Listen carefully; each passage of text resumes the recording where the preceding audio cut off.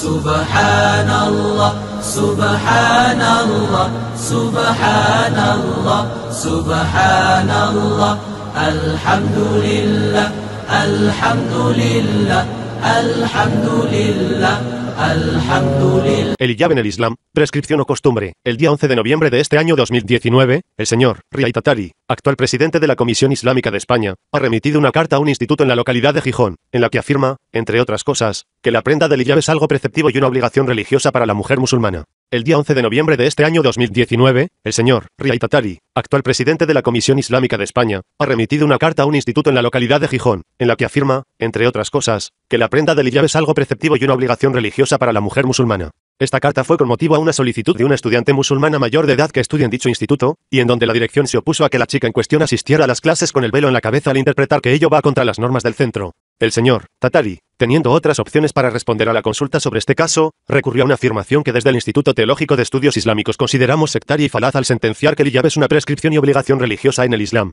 El hijab o velo como prenda nunca tuvo mayor importancia en la historia musulmana hasta ya entrada la década de los 70 del siglo pasado. Generalmente siempre se le ha dado una consideración de carácter sociocultural. Tras la caída del califato otomano en 1923 aparecieron numerosos movimientos políticos que querían llenar el vacío de poder que dejó tras de sí el decadente dominio de Estambul, sobre todo en el mundo árabe. Entre estos movimientos destaca la cofradía fundada en Egipto por Hassan al-Banna en 1928 llamada al-Ikhwan al-Muslimin, es decir, los hermanos musulmanes. Los hermanos musulmanes se definen a sí mismos como un movimiento islamista, que se hace valer de la instrumentalización de la religión para alcanzar el poder. Los hermanos musulmanes son un movimiento ideológico que han resucitado interpretaciones medievales desarrolladas bajo el auspicio de dinastías que en ocasiones eran tiránicas, teniendo como máxima figura de inspiración y de referencia en sus edictos a Ibn Taymiyya, un erudito oscurantista que fue condenado por la mayoría de eruditos de su época por su fanatismo y sectarismo entre otras causas, puesto que de acuerdo a sus postulados hoy día la mayoría de los musulmanes, al igual que antaño, estarían condenados por herejía o apostasía. Impulsor del reformismo islámico contemporáneo. Imam Muhammad Abduh, 1845-1905, después del inicio del movimiento de la reforma islámica cuyo autor más relevante fue el antiguo muftí de Egipto Muhammad Abduh a finales del siglo XIX y principios del XX, que afirmó lo siguiente: el hijab y el niqab no tienen nada que ver con el Islam. Más tarde nacen los hermanos musulmanes para representar la contrarreforma y el retorno a la jurisprudencia imperial medieval que casi siempre sentenciaba contra los principios coránicos que predicaba el profeta del Islam, aunque se presentaban como valedores y custodios de los mismos. Los hermanos musulmanes inicialmente encuentran un aliado en las petromonarquías del Golfo que comparten con ellos los mismos postulados, aunque sea por razones estratégicas distintas. Esta alianza reforzaría la capacidad de organización y de difusión de la cofradía y la impulsaría a proyectarse de forma global extendiendo su influencia en casi todo el espectro de países llamados mundo musulmán. Y así nacería lo que ya se conoce como el petro-islam, una versión tergiversada y sesgada del Islam que llama al sectarismo, al fanatismo, al machismo y la violencia. Es la misma versión que influenciaría a autores como Sayyid Qutb e inspiraría a organizaciones como Al-Qaeda o Daesh. Los movimientos islamistas encuentran en la mujer instrumento ideal para visibilizar y testear su influencia sobre la sociedad. Esta es una de las principales razones por las que el hijab de repente adquiere tanta importancia. Muchos aún recuerdan cómo las mujeres musulmanas estudiaban en la mayor universidad islámica del mundo, Al-Azhar, y no llevaban hijab. Conferencia en la Facultad de Estudios Islámicos en la Universidad de Al-Azhar, Egipto, en los años 60. A partir de los años 70, tras la mayor iniciativa de propagación y proselitismo jamás llevada a cabo antes en el mundo musulmán llamada Sawa, es decir, el despertar, esta iniciativa fue financiada e impulsada por el petróleo de Arabia Saudí y otros países del Golfo, pero liderada mayoritariamente por los predicadores de los hermanos musulmanes, que además coincidiría con la revolución de los ayatullah en Irán. Desde esa etapa las mujeres musulmanas fueron expuestas a una campaña de chantaje emocional sin precedentes, donde cualquier explicación y justificación de los grandes problemas y la causa de todos los males del mundo musulmán reducían los predicadores a la ausencia del hijab en la vestimenta de la mujer musulmana. Algunos llegaban a decir que el éxito del jardín en la otra vida o el destino del infierno estaba estrechamente ligado a la vestimenta del hijab. Aparecieron eslóganes como, el hijab es tu felicidad, el hijab es tu honor, el hijab es tu salvación, entre otros muchos eslóganes. Las organizaciones islamistas entendían que una mayor presencia de mujeres con hijab en la sociedad era signo del éxito de su influencia y el calado de su discurso. Pero, ¿de dónde viene esta relación entre el Islam y el hijab? ¿Es el hijab realmente una prescripción u obligación religiosa? ¿En qué se basan muchos predicadores del petroislam para afirmar este hecho? Para empezar, en el legado musulmán clásico y en el Corán no existe ninguna relación entre el término hijab y la vestimenta.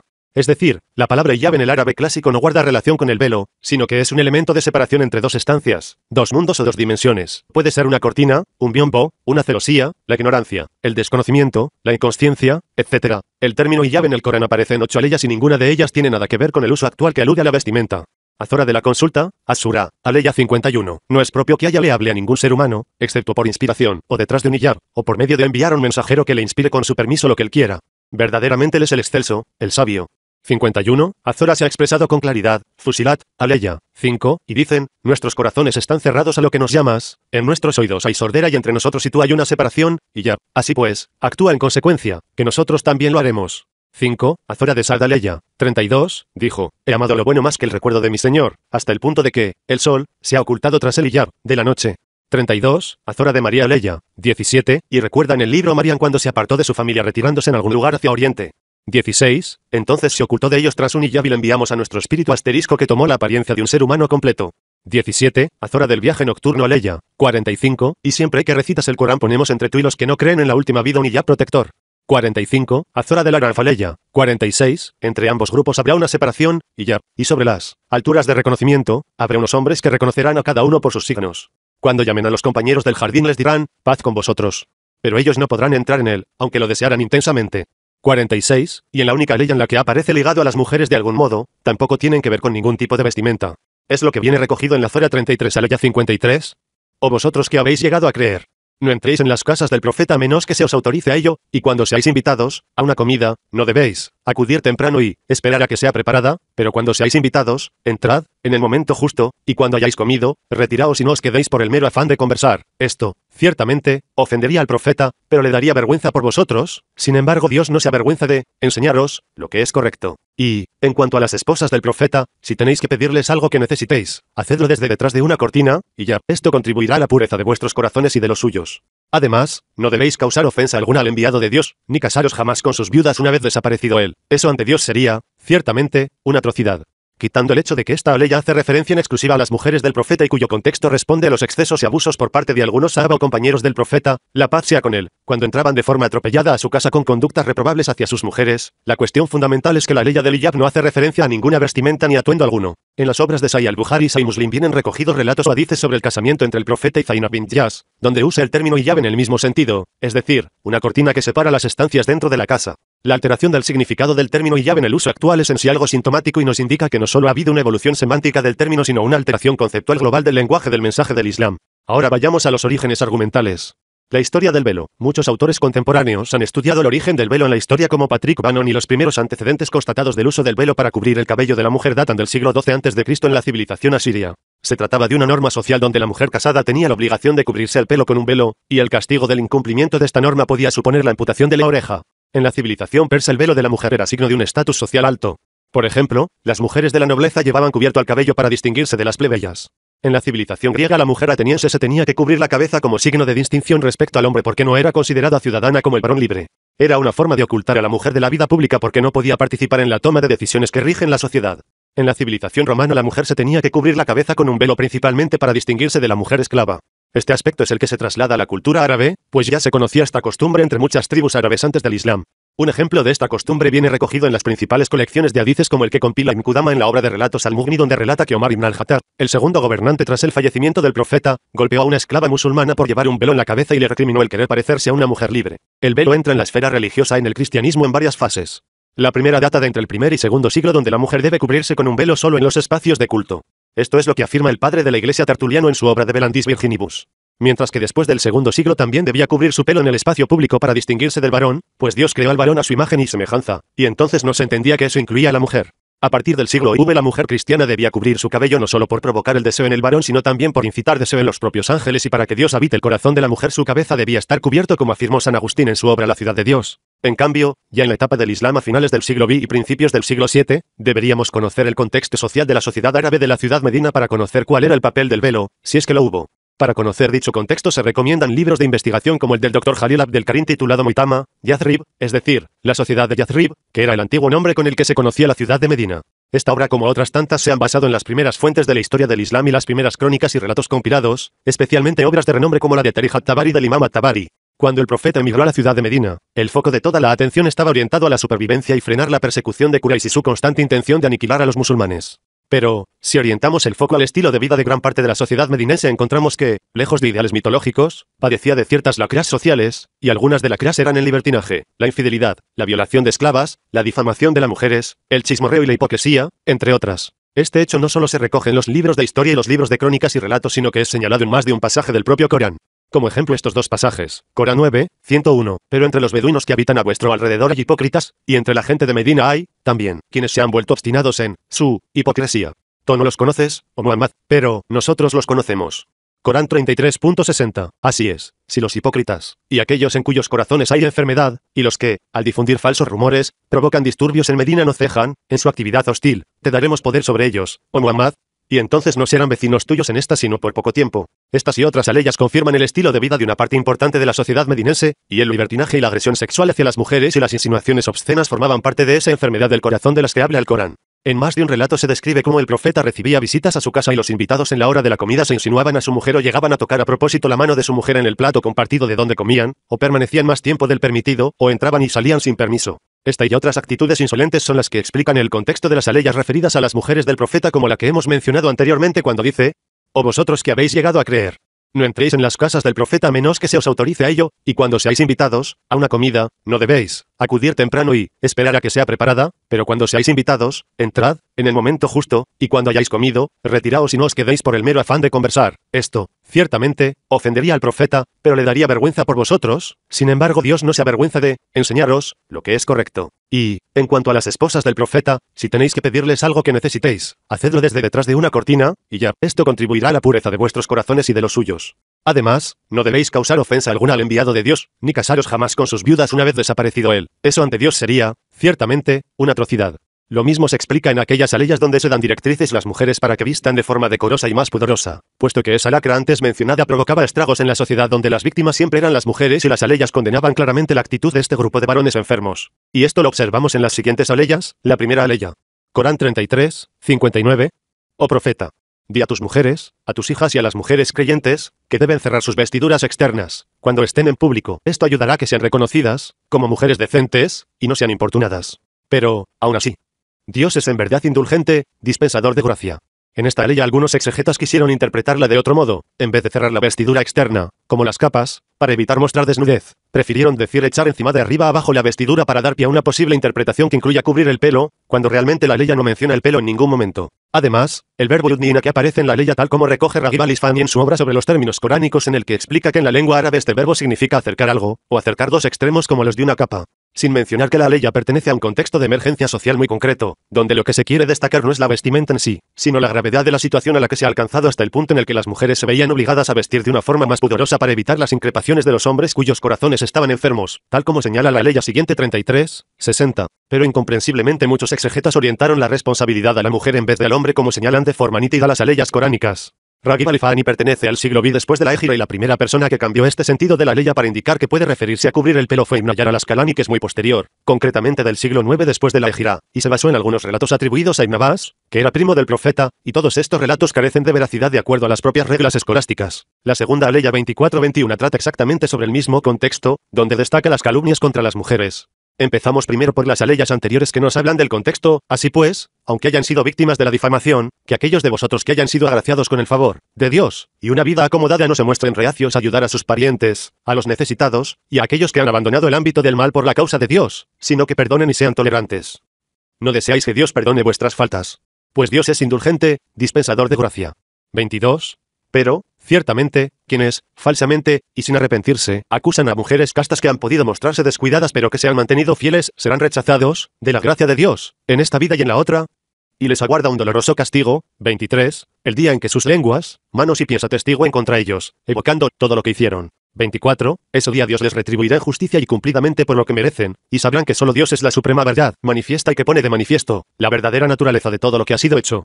25. Las palabras depravadas son para los depravados, y los depravados son afines a las palabras depravadas, al igual que las palabras virtuosas son para los virtuosos, y los virtuosos son afines a las palabras virtuosas. Puesto que Dios es consciente de que estos son inocentes de lo que las malas lenguas les imputan, obtendrán perdón y una excelente provisión.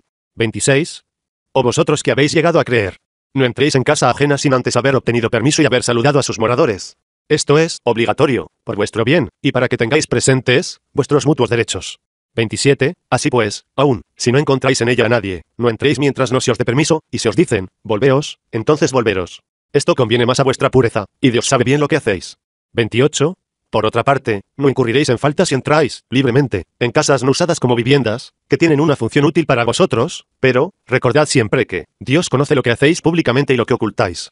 29. Di a los creyentes que recaten la mirada y que guarden su castidad, esto conviene más a la pureza. Y, ciertamente, Dios está bien informado de lo que hacen. 30. Y di a las creyentes que recaten la mirada y que guarden su castidad, y no muestren de sus atractivos, en público, sino lo que de ellos sea aparente, con decencia, así pues, que se cubran el escote con sus vestiduras. Es decir, además de que las aleyas condenan y advierten claramente a los hombres y no a las mujeres, no se menciona cubrir la cabeza en ninguna aleya, a pesar de que algunos exegetas han intentado insistir en que jimar implica cubrir la cabeza, eso no lo recoge la lengua, puesto que el jimar es cualquier tela que cubre cualquier cosa, y no habría sido muy difícil para Dios ser claro y elocuente y decir cubrid vuestras cabezas. Del mismo modo que no se ponen de acuerdo en el significado de zina. El uso del concepto zina presenta también una polisemia que debemos tratar antes de seguir con este análisis. El Corán usa este concepto con diferentes matices como en la Zora de An-Nur aleya 31. Y que no muestren sus atractivos, zina. Según el imam at-Tabari en su obra de exégesis Tafsir at-Tabari, esta aleya vendría a significar no mostrar los atractivos a las personas ajenas a la familia más próxima, maram, y que los adornos son los collares que se ponían las mujeres en los pies como embellecimiento, jaljal, o collares de cuello, pulseras, etc., tanto los visibles como los ocultos bajo el ropaje, mientras que otros intérpretes hacen referencia al adorno visible a la vestimenta y al adorno oculto las joyas y semejantes. En definitiva, el concepto zina en esta aleya y otras es un tema de debate pues hay diferentes formas de definirlo, gira en torno a la belleza y el embellecimiento, no obstante, puede dar a lugar más de un sentido. Lingüísticamente hablando, zina es todo lo bello, bonito, agradable a los sentidos o lo contrario de feo o desagradable. Zina es también embellecer algo, mejorarlo. Zina es el placer del ojo. Por lo que zina se atribuye a todo aquello que usa la persona para mejorar o embellecer su aspecto. Ejemplo, Azora del Araf aleya 31. Hijos de Adam. Poneos vuestros mejores y más puros vestidos, zina, vuestros mejores adornos o elementos de embellecimiento o mejora del aspecto, en cada lugar de oración, y comed y bebed, pero no os excedáis. Es cierto que él no ama a los que se exceden. 31. Di. Quien prohíbe los adornos, zina, de allá, creados por él para sus siervos, y las cosas buenas de la provisión, di, todo esto, el día del levantamiento, pertenecerá en exclusiva a quienes en la vida del mundo hayan sido creyentes. Así es como dejamos claros los signos para los que saben. 32. Este concepto presenta la problemática de que no hay una definición o criterio de lo que es zina y no hay concreciones pues es algo que se deja a las consideraciones de cada cultura y sociedad y cada tiempo. Y, por último, todos los exegetas que han intentado justificar el velo para cubrir la cabeza, no era por considerarlo algo espiritual o que acerque la mujer creyente a Dios sino para diferenciar la mujer libre de la mujer esclava, y esto es algo insostenible en el discurso coránico. Para estos exegetas la aleya 33, 59 alude a esta extraña razón. Según al-Qurtubi, en la obra mencionada anteriormente, la razón era para diferenciar las creyentes de las esclavas, pues algunos hombres depravados podían confundirlas, ya que las esclavas mostraban la cara al completo incluida la cabeza y partes del cuerpo. Esta razón presenta un problema muy grave si la aceptáramos, porque la primera pregunta que se plantea es, ¿qué pasa con las creyentes que eran esclavas? Entre otras decenas de preguntas que entrarían en contradicción con el Corán que no diferencia entre los seres humanos en cuanto a derechos en beneficio de los creyentes y el ser humano en general. Por lo que según el Qurtubi la razón de la ley es para diferenciar entre libres y esclavas. Y si aceptamos esto eso significaría que hoy ya no es necesaria esta ley porque ya se ha abolido la esclavitud. Al-Imam at-Tabari también defendió la misma razón, es decir, que las esclavas estaban siendo maltratadas por hombres y para que las creyentes se diferenciaran pues se les ordena que usen el jilbab. El Imam at-Tabari también aludió que la razón de la relación de la ley fue que las mujeres cuando salían de noche a hacer sus necesidades podían ser abordadas por hombres que las confundían con esclavas y abusaban de ellas. Algunos usan esta ley también para justificar el cubrir la cara, niqab, porque entienden que el jilbab sería una tela que cubriría todo el cuerpo incluyendo la cara. Pero para otros intérpretes esta conclusión sobre el niqab presenta grandes problemas en los propósitos del fiqh. El que lee el Corán y estudia algo de fiqh sabe que hay un elemento fundamental en la aplicación del fiqh. Ese elemento angular es el testimonio. Cada vez que se acusa a alguien o se describe una circunstancia en un juicio siempre está la obligación de tener pruebas y testigos que lo corroboran donde se pueda reconocer la identidad del acusado o sospechoso. La aseveración e insistencia del Corán en el tema de los testimonios es más que evidente en numerosas aleyas, por ejemplo, en la Zora 2, 283 en la ley anterior habla sobre el préstamo, pero luego en la 83 establece una regla general sobre el testimonio, no ocultéis los testimonios. Quien los oculte, es cierto que su corazón es malvado. Ya sabe lo que hacéis. 283, y otras aleyas que advierten que el testimonio debe ser por y para la verdad y por eso dice atestiguad por Dios, no por intereses ni inclinaciones, por ejemplo en la Zora de las mujeres aleya 135. ¿Vosotros qué creéis? Sé firmes en establecer la justicia dando testimonio por ella, aunque vaya en contra de vosotros mismos o de vuestros padres o parientes más próximos, tanto si son ricos como si son pobres, hayáis antes que ellos. No sigáis los deseos para que así podáis ser justos. Y si dais falso testimonio os apartáis, es cierto que ella conoce hasta lo más recóndito de lo que hacéis. 135, es ahora cuando planteo la pregunta sobre el niqab. ¿Cómo en una sociedad donde las mujeres visten niqab se iba a establecer el testimonio cuando no se les puede ver la cara? Imagínate un robo en un supermercado, la mujer lleva niqab, la cámara y los presentes no ven la cara de la persona que está detrás del niqab. ¿Cómo van a atestiguar contra esa persona? Y esta es una de las millones de preguntas que se pueden plantear sobre el tema de la identidad y su relación con el testimonio en un modelo social donde las mujeres llevan niqab. Es lógico que el profeta, la paz sea con él, o sus compañeros hayan establecido estas normas a sabiendas de la importancia del testimonio en el Islam. Obviamente verificando la validez de esos hadices y revisando la historia encontramos que eso era un imposible. En cuanto a los intentos de justificar el velo mediante relatos o hadices atribuidos al profeta, basta decir que el hadith considerado más sólido en cuanto a la cadena de transmisión, resulta que padece de un problema de veracidad insalvable. El hadith está recogido en la colección de Abu Dawud donde se atribuye a Aisha, la mujer del profeta, que narra a su vez de Asma hija de Abu Bakr que el mensajero, la paz sea con él, le dijo: Asma, cuando la mujer cumple la edad de pubertad solo es correcto que se le vea esto, y los comentaristas interpretaron que señaló las manos y la cara. Este hadith presenta muchas irregularidades. El propio Seij ibn Baz, considerado una de las máximas figuras del salafismo contemporáneo, afirmó que es una narración de Khalid ibn Duraik, y Khalid ibn Duraik nunca se encontró a Aisha, puesto que nació después de que Aisha falleciera, por lo que es imposible que haya narrado de ella este hadith. Otro problema que encontramos en la cadena también es Said ibn Basir, y de este narrador no se aceptan hadices ya que los escolásticos hadicistas lo consideran un narrador de débil veracidad. Y el hadith presenta muchos más problemas y no es veraz, Said, en cuanto a cadena de transmisión. En cuanto al resto de hadices ni siquiera merecen ser señalados debido a la cantidad de incoherencias y contradicciones que presentan tanto en su contenido como en su transmisión. Como conclusión a este breve ensayo sobre el hijab, tal como afirmó el imam Muhammad Abdu, 1845-1905, antiguo mufti de Egipto, hace más de un siglo en la obra Lama al-Kamila, el hijab y el niqab no tienen nada que ver con el Islam, son costumbres de distintos pueblos que han abrazado el Islam mayor que, una manifestación cultural que puede ser más o menos legítima dependiendo del significado que se le dé en cada caso, un símbolo que puede tener significados varios para cada mujer, pero no tiene ningún fundamento islámico válido. Lo cierto es que el hijab sigue de facto siendo una cortina, pero una cortina de humo para entretener a los creyentes en temas superfluos que no benefician en nada a los objetivos sublimes del Sagrado Corán. De esta forma el centro del debate ya no se enfoca en la justicia social, la necesidad de los huérfanos, la honestidad, la solidaridad, la búsqueda del conocimiento, el aprendizaje de la superación de los desafíos del ego. Más bien, lo que se pretende es que estemos entretenidos en decirle a la mujer cómo tiene que vestir, y si con ello satisface las imposiciones del varón, ergo Dios estará complacido. En otras palabras, el mayor problema de los musulmanes y la humanidad prácticamente gira en torno a un trozo de tela. Así que, el Señor, haría bien en recordar que en el Islam no hay un clero, y que él no puede ni debe traspasar los límites de sus funciones que abarcan la gestión de una comisión que carece de la competencia para afirmar que el hijab es una obligación religiosa, pues de haberse documentado aunque solo un poco, como mínimo habría afirmado que es una cuestión discrepante y no aseverar una afirmación que excluye a millones de mujeres musulmanas comprometidas con su fe y los principios de las enseñanzas coránicas como la honestidad, la justicia, la solidaridad, la lucha contra la tiranía y la corrupción, y la lucha por la igualdad, y que no aceptan el hijab como precepto islámico.